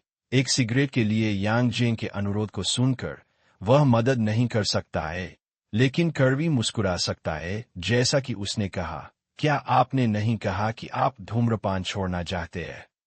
यह भूल जाओ, मैं इसे नहीं दे रहा हूं। मैं लोगों की पिटाई करने के बाद धूम्रपान नहीं करने के लिए इस्तेमाल नहीं किया था, यांग जेन ने अपने दिल में कहा। उन्हें उम्मीद नहीं थी कि चेन देहाई वेस्ट यूनियन सोसाइटी का हिस्सा थे। मूल रूप से उन्होंने इस प्रकार के लोगों से अपनी दूरी बनाए रखने की योजना बनाई थी। यही कारण है कि वह रोज के करीब होने के लिए तैयार नहीं थे, लेकिन उन्हें एहसास नहीं था कि वह पहले से ही लड़ाई की अग्रिम पंक्ति में खड़े थे। ओल्ड ली ने $1.50 ऑर्किड ब्रांड सिगरेट के एक पैकेट को बाहर निकाल दिया और यांग चेन को एक छड़ी दी। गरीब लोग धूम्रपान करते समय सबसे सस्ते सिगरेट चुनते हैं। यह सिगरेट मजबूत है, सही धूम्रपान करने के लिए भी जर्जर नहीं है। हिस। फिर भी यांग जेन ने अतुलनीय आनंद के साथ एक सांस ली। एक मुस्कुराहट के साथ उन्होंने कहा, यह सही है, एक मजबूत एक की जरूरत है। युवाओं को कम धूम्रपान करना चाहिए, यह शरीर के लिए बुरा है। ओल्ली मुस्कुराते हुए मुस्कुराते थे क्योंकि उन्होंने सलाह दी थी। यांग जेन ने थोड़ा मुस्कुराया। उसके दिल में उसने कहा, अगर धूम्रपान मेरे शरीर को नुकसान पहुंचा सकता है, तो इन सभी वर्षों में मैंने अपना समय मार्शल आर्ट का अभ्यास करने में बर्बाद कर दिया है। दोनों ने अपना ब्रेक पूरा करने के बाद उन्होंने अपने व्यवसाय पर काम करना शुरू कर दिया। यांग जेन ने भी अपने मेमने के कतार को फिर से शुरू किया और कच्चे लोगों को अपने मुंह में एक छड़ी के साथ इसे अपने नाश्ते के रूप में ले लिया। हालांकि यह नौकरी गंदी थी, लेकिन यह करना सुखद लगा। समय समय पर वह आसपास के अन्य पेडलर्स की ओर भी मुस्कुराता था। Not too long after, a police car drove by.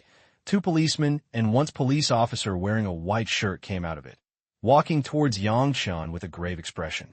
The leading police officer coldly asked, "Are you Yangshan?" एक बार जब पुलिस आ गई, तो आसपास की आबादी ने भीड़ में घिर लगाई, फुसफुसाते हुए चर्चा की कि क्या यांग जेन अशुभ होने वाला है। हाँ, यह मैं हूँ। यांग जेन ने घबराहट में अपना सिर उठाया। उसे समझ में नहीं आया कि पुलिस उसे क्यों खोजने के लिए आएगी। क्या ऐसा हो सकता है कि देश के अधिकारियों ने उसे देखा हो? यह नहीं हो सकता है। अगर ऐसा होता, तो भेजे जाने वाले लोगों को गुप्त विशेष बल होंगे। इसके अलावा यह अचानक रात की छापेमारी होगी। यह 3 छोटे पुलिसकर्मियों को कैसे हो सकता है? पुलिस अधिकारी ने अपना बिल्ला चमक दिया और खंडे घमंड के साथ कहा, मैं पश्चिम क्षेत्र पुलिस विभाग के कप्तान फेंग बियाओ हूँ। किसी ने बताया कि आप एक संदिग्ध थे जिन्होंने युवाओं को पीटा और हत्या कर दी। अभी हम आपको तुरंत जांच में सहायता के लिए पुलिस स्टेशन में लाना चाहते हैं। तो यह क्या चल रहा है? यांग जेन एक फ्लैश में समझ गया। ऐसा लगता है कि यह चेन फेंग भागने वाले की कुटिल योजना थी। अपराधी अंडरवर्ल्ड ने वास्तव में उनके काम के लिए पुलिस के पास था। ओल्ड ली जो साइड में खड़े थे, और जल्दी से यह समझाने के लिए ऊपर गए, मेरे पुलिस मित्र, आप लोग गलत व्यक्ति को गिरफ्तार कर रहे हैं। वह चेन फेंग और कई हुल्लम मनमाने ढंग से सुरक्षा शुल्क एकत्र कर रहे थे। यांग जेन ने पहले जो किया था वह आत्मरक्षा थी। एचएमपीएच, चाहे हमने गलत व्यक्ति को गिरफ्तार किया हो या नहीं, हम स्वाभाविक रूप से स्पष्ट रूप से जांच करेंगे। मैंने देखा कि बॉस चेन के बेटे को उस बिंदु पर हरा दिया गया था जिसे उसने खून दिया था। फिर भी मैं इस फेला को किसी भी तरह से चोट नहीं देखता। फेंग बियाओ ने बोलना समाप्त कर दिया और अब पुराने ली का मनोरंजन नहीं किया। उन्होंने यांग जेन को हिरासत में लेने के लिए 2 पुलिसकर्मियों को आगे आने के लिए अपना हाथ लहराया। यांग जेन ने विरोध नहीं किया। हथकड़ी लगाने के बाद जो उसने किया था वह थोड़ा सा था। फिर ओल्ड ली से कहो, चिंता मत करो, मैंने कुछ भी नहीं किया जिसके लिए मुझे दोषी नहीं होना चाहिए। यह कोई बड़ी बात नहीं है। मुझे इस मटन स्केवर स्टाल पर देखने में मदद करे। अगर मैं वापस नहीं आता हूँ तो यह मुझे घर वापस धकेलने में मदद करता है। बकवास मत बोलो, जल्दी करो और आगे बढ़ो, फेंग बियाओ ने सख्ती से कहा। ओल्ड ली अभी भी अधिक बोलना चाहता था, लेकिन वह यह भी जानता था कि वह किसी भी मदद का नहीं होगा और केवल कड़वी तरह से यांग जेन को पुलिस द्वारा गिरफ्तार किए गए और पुलिस कार में प्रवेश कर सकता है। फेंग बियाओ और गैंग को यांग जेन को दूर लाने के बाद निवासी पेनलर्स ने आखिरकार जोर से कोसना शुरू कर दिया। पुलिस और अंडरवर्ल्ड बॉस के अलावा कोई और नहीं, खलनायक एक साथ टकरा रहा है, या सरकार और अपराधी एक परिवार है, और ऐसे। हालांकि पुलिस के सामने वे इन शब्दों को कहने की हिम्मत नहीं करेंगे। पुलिस स्टेशन में लाया जाने के बाद यांग जेन को तुरंत पूछताछ कक्ष में खींच लिया गया। इस अत्यधिक कठोर कमरे में यांग जेन ने सभी को जिज्ञासा में देखा। सच कहूं तो वह अतीत में कई बार पुलिस स्टेशनों पर गया था, लेकिन यह एक अपराधी के रूप में एक में प्रवेश करने वाला पहली बार था। फेंग बियाओ ने अपने 2 मजबूत पुलिस अधीनस्थों को कमरे में बुलाने के बाद वह ठंड से हंसते हुए और कहा, अपनी अवकाश की अभिव्यक्ति को देखो, आपके पास अभी भी इस कमरे के चारों ओर देखने के लिए खाली समय है। जब मैं बाद में आपकी ओर एक नजर डालने के लिए लौटता हूँ तो मैं देखूंगा कि क्या आपके पास अभी भी इस तरह का मूड है। उसके साथ कहा। एक स्लैमिंग ध्वनि के साथ वह धातु का दरवाजा बंद कर दिया और चला गया। यांग जेन चिंतित देखे बिना बैठ गया। उसने शांति से 2 पुलिसकर्मियों की ओर देखा जो उसके सामने भी बैठ गया। वे उस पर भड़क गए जैसे कि वे एक शिकार को घूर रहे थे। एक बड़ी मूंछ के साथ एक पुलिसकर्मी ने पूछताछ करना शुरू कर दिया। नाम यांग जेन। लिंग पुरुष। यांग जेन ने मुस्कुराहट पहने हुए सवालों के साथ सहयोग किया। आयु 24। जन्मस्थान झोंगे। सरल अभी तक परेशान करने वाले प्रश्नों की एक स्ट्रिंग के बाद यांग जेन के रूप में पहले शांत रहे और एकत्र किया गया क्योंकि उन्होंने धैर्य से उत्तर दिया। उन्होंने खुशी से जवाब दिया, भले ही अब तक के सबसे मंद प्रश्न थे। अप्रत्याशित रूप से 2 पुलिसकर्मियों को वह बना दिया गया था जो जीर्ण महसूस करते थे। फेंग बियाओ से उन्हें जो आदेश मिला था वह यांग जेन से निपटने के लिए एक कारण खोजने के लिए था। उसके साथ यह सहकारी होने के कारण वह सभी संदिग्धों के लिए एक रोल मॉडल कहा जाना चाहिए। वे उसे पीड़ित करने का औचित्य कैसे पा रहे हैं? अंत में गहरे रंग की त्वचा के साथ अन्य पुलिसकर्मी ने कुछ सोचा और पूछा, आज आपने बाजार में 6 युवाओं को हराया है, क्या ऐसी चीज है? ऐसा नहीं हुआ कि मैंने उन्हें हराया, यह उनसे सुरक्षा शुल्क एकत्र करने की कोशिश कर रहा था। उन्होंने पहले बाहर निकाला, मेरे पास आत्मरक्षा के अधिकार है। यांग जेन ने जवाब दिया, मुझे स्पष्ट नहीं है कि उन्होंने सुरक्षा शुल्क एकत्र किया है या नहीं, लेकिन आपने पहले एक कदम उठाया, क्या आपने नहीं किया? एक बड़ी मूंछों के साथ पुलिसकर्मी दुर्भावनापूर्ण ढंग से मुस्कुराया जैसा उसने पूछा। यांग जेन ने ईमानदारी से सिर हिलाया। हालांकि मेरा मानना है कि इस मामले में गलती मुझ में झूठ नहीं है। सबसे खराब स्थिति में हम मुकदमा कर सकते हैं, एक मुकदमे में लड़ते हुए। एक मटन स्केवर्स विक्रेता। अंधेरे का सामना करने वाले पुलिसकर्मी ने तिरस्कार के साथ फुसफुसाए।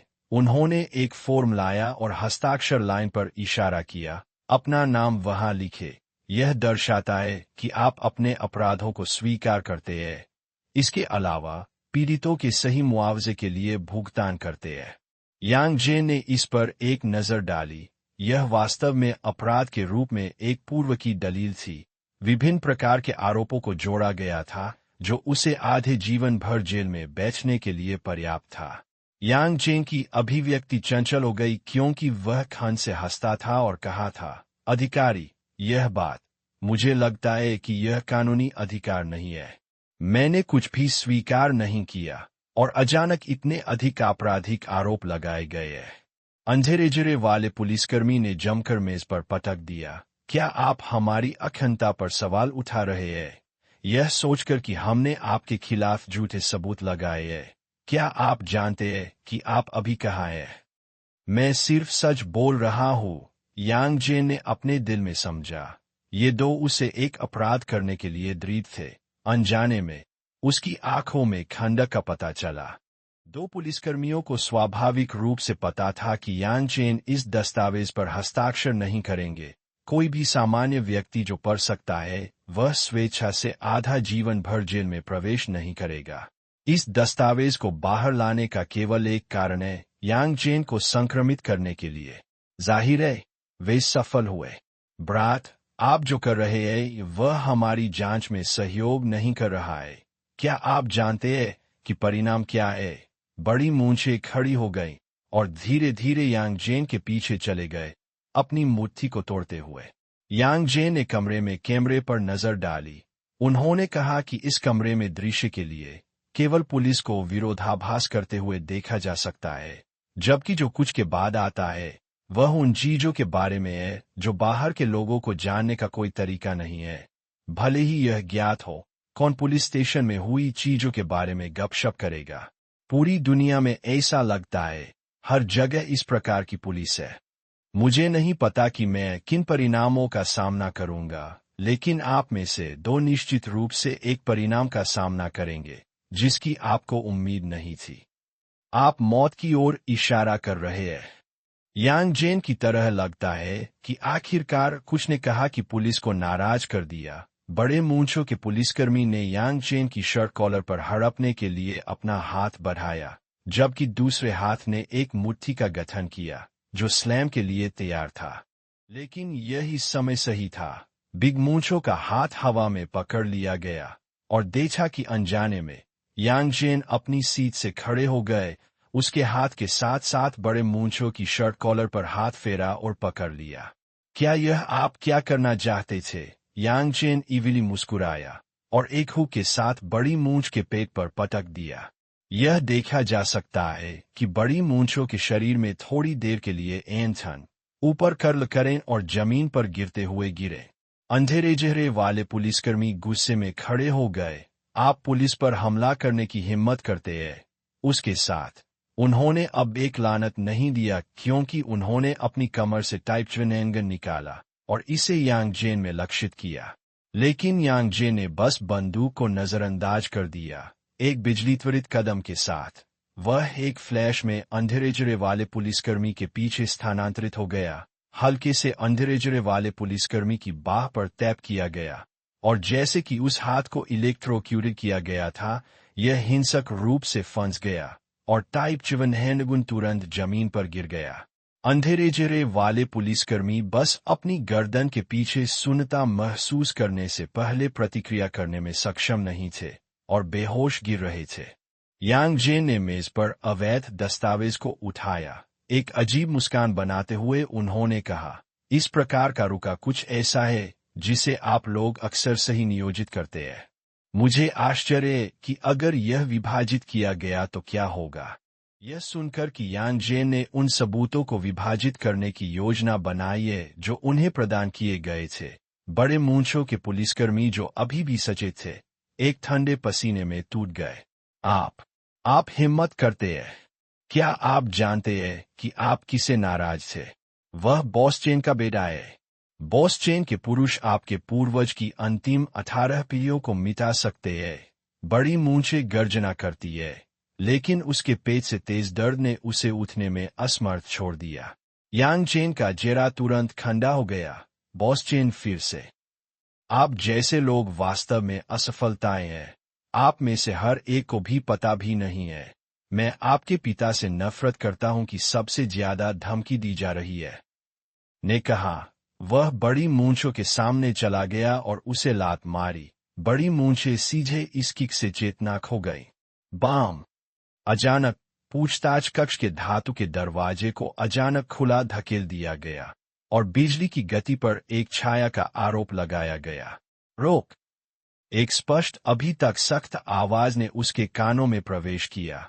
यांग जेन ने घबराई हुई उस व्यक्ति को देखकर जो प्रवेश किया। उसकी आंखों में एक हल्का चमक गया।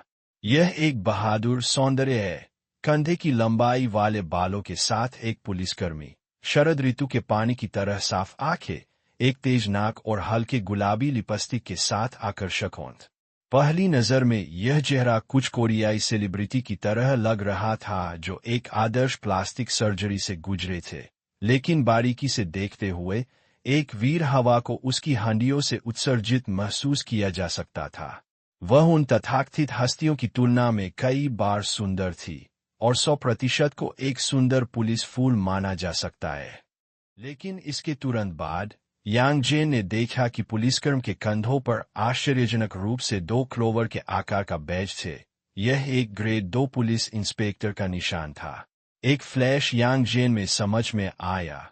यह युवा और सुंदर पुलिसकर्मी जो एक फिल्म स्टार की तरह दिखता था, वास्तव में पश्चिम क्षेत्र पुलिस विभाग के प्रमुख, सत्ता के साथ हुक्सिया देश के एक वास्तविक कर्मियों थे। उस समय के यान एक बहुत बुरे मूड में थे। एक बैठक हाल ही में बैंक डकैती के मामले के लिए समाप्त हो गई, जिसने उन्हें सिरदर्द दिया जब उन्हें अचानक एक रिपोर्ट मिली कि उनके पूछताछ कक्ष में पुलिस की पिटाई करने वाला एक संदिग्ध था। यह निश्चित रूप से उसके अधिकार को देख रहा था। आप अपने हाथों को अपने सिर के पीछे रखो और दीवार के खिलाफ खड़े हो जाओ, के यान ने यांग जेन पर सख्ती से चिल्लाया। यांग जेन ने उसे आकार दिया। उसके दिल में वह कैसे वर्दी महान थी। यह नहीं था कि इतने सारे लोग जो अतीत में उसके साथ थे, ने अपने साथियों को काम करने से पहले विभिन्न वर्दी पर डाल दिया था। उस क्षण में लेडी ब्यूरो के प्रमुख के आदेशों को सुनकर, बिना किसी मुस्कुराते हुए, सुंदर और महान ब्यूरो प्रमुख, मुझे लगता है कि यह बेहतर होगा कि आप पहले एक नजर डालेंगे, उसने कहा। उन्होंने दस्तावेज को अपने हाथों में पुलिसकर्मी के पास फेंक दिया। के यान एक आवेगी व्यक्ति नहीं था, अन्यथा वह पश्चिम क्षेत्र के पुलिस विभाग के ब्यूरो प्रमुख के सिंहासन पर जाने में कामयाब नहीं होता। चाहे उसकी पृष्ठभूमि कितनी भी मजबूत क्यों न हो, यह कभी भी पर्याप्त नहीं होती। इस प्रकार, जब उसने यांग जेन की शांत और एकत्र की गई अभिव्यक्ति को देखा, तो उसे लगा कि चीजें ऐसा नहीं लगती है जैसे वे लग रहे थे। उसने दस्तावेज को पकड़ लिया और उस पर कुछ झलकें दी। धीरे धीरे के यान के निविदा, सुंदर और वीर चेहरे पर ठनक की एक परत दिखाई दी और उसने जमीन पर बड़ी मूंछों और गहरे रंग की चमड़ी वाले पुलिसकर्मियों के लिए एक नजर का भुगतान किया। एक बर्फठंडी आवाज के साथ उसने यांग जेन से कहा, क्या मुझे आपका नाम पता है, मिस्टर? उपनाम यांग है, नाम चेन है। मैं के यान हूँ, वेस्ट रीजन पुलिस डिपार्टमेंट के ब्यूरो प्रमुख। मैं अपने अधीनस्थों के दोषों के लिए माफी की पेशकश करना चाहूंगा, लेकिन आपने कानून प्रवर्तन कर्मियों को हरा दिया है, इसलिए आपको हिरासत में लिया जाना चाहिए। आपको चुप रहने का अधिकार है और आपकी ओर से एक वकील की बात करने का अधिकार भी है, जो आपको नहीं कर सकता है। काई यान ने बोलना समाप्त कर दिया और यांग चेन के कुछ भी कहने के लिए इंतजार किए बिना उसने तुरंत कई पुलिसकर्मियों को 2 बेहोश लोगों को बाहर ले जाने की आज्ञा दी। फिर एक जटिल अभिव्यक्ति के साथ उसने यांग चेन पर नजर डाली और धातु के दरवाजे को बंद कर दिया।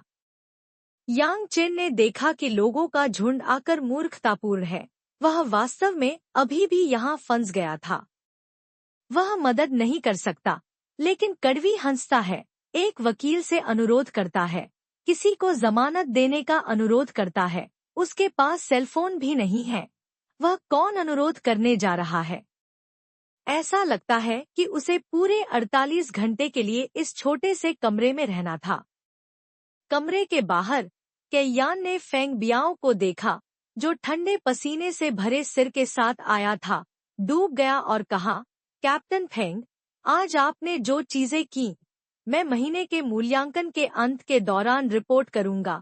आप अच्छे भाग्य के लिए बेहतर प्रार्थना करते हैं। इसके साथ ही कहा, फेंग बियाओ को छोड़कर जिनके पैर कांप रहे थे, वह अपने कार्यालय में लौट आईं। अपने कार्यालय में लौटते हुए कैयान ने आराम करने के लिए नहीं रुकना।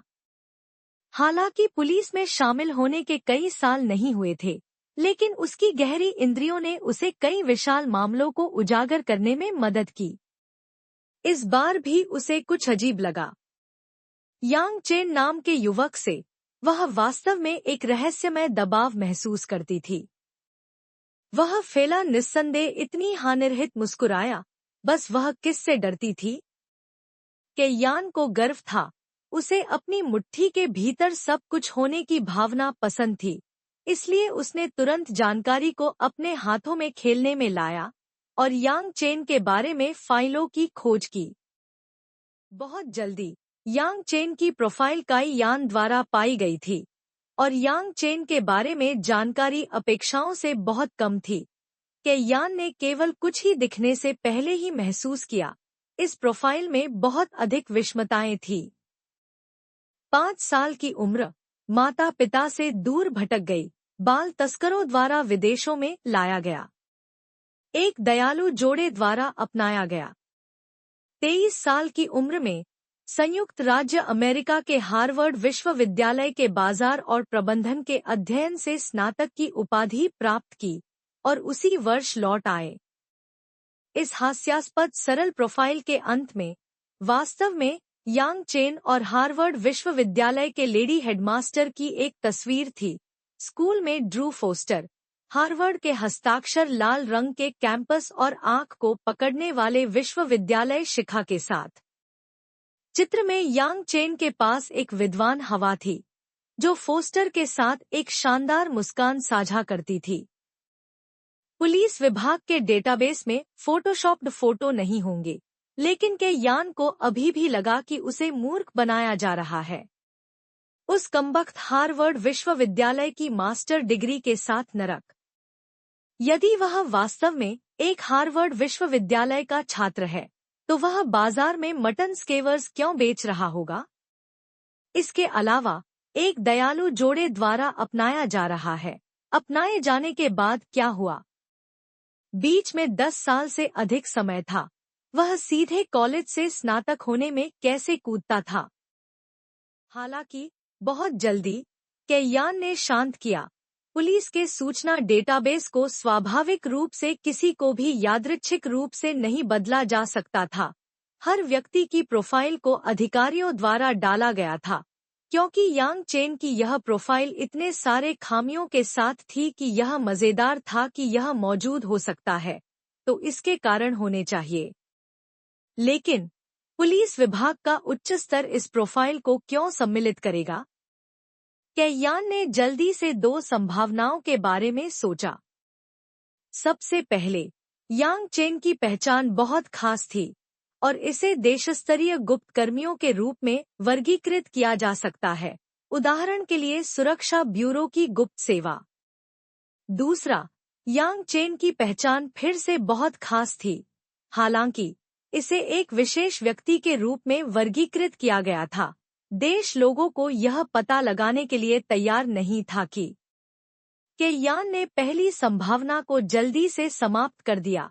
यदि वह सुरक्षा ब्यूरो की गुप्त सेवा का था, तो जानकारी को अतुलनीय रूप से उधम मचाने के बिंदु पर विस्तृत किया जाना चाहिए। इस तरह से यह संदेह नहीं करेगा। इसलिए यांग चेन को केवल एक विशेष व्यक्ति के रूप में वर्गीकृत किया जा सकता है। इस हद तक कि उच्च स्तर विभाजित करने के लिए तैयार नहीं थे, फिर भी विशेष रूप से एक कवर करने के लिए तैयार नहीं थे, बस इसे शो के लिए एक खाली शेल के रूप में छोड़ दिया। यह अकाट्य तथ्य था कि यान केवल एक पुलिस अधिकारी नहीं था, वह एक सुंदरता थी। लेकिन सबसे महत्वपूर्ण बात यह है कि वह एक महिला थी जिसमें जिज्ञासा से भरा दिल था। इस प्रकार की पहचान वाले किसी व्यक्ति की ओर यान स्वाभाविक रूप से आकर्षित किया गया था। सिर्फ एक विभाजित दूसरे में यान के दिल के भीतर यांग चेन एक कुख्यात दस्यु में बदल गया, एक अंतर्राष्ट्रीय स्तर पर अपराधी, गोल्डन ट्रायंगल के ड्रग लॉर्ड, एक पागल वैज्ञानिक और कई अन्य पहचान। एक चीज जो पुष्टि की जा सकती थी वह थी ब्यूरो के प्रमुख को यांग चेन में रुचि थी। जिस तरह के यान इस संदिग्ध व्यक्ति की पृष्ठभूमि की जांच करने के लिए विचार कर रहा था, वैसे ही दरवाजा खटखटाया गया। अंदर आएं। एक निष्पक्ष और स्पष्ट चेहरे के साथ एक युवा पुलिसकर्मी ने एक फाविंग मुस्कान पहनी थी। जैसा कि उसने प्रवेश किया था, पुलिसकर्मियों के दिलों में उनके ब्यूरो प्रमुख न केवल एक सुपर ब्यूटी थी, वह और भी अधिक बुरी तरह से पुजारी प्रकार का चरित्र था, जिसमें एक कम आवाज के साथ ब्यूरो के प्रमुख चेंग डोंग लॉ फर्म के वकील जांग को जमानत देना चाहता है। चरित्र एक बहुत सख्त और जिद्दी व्यक्ति था।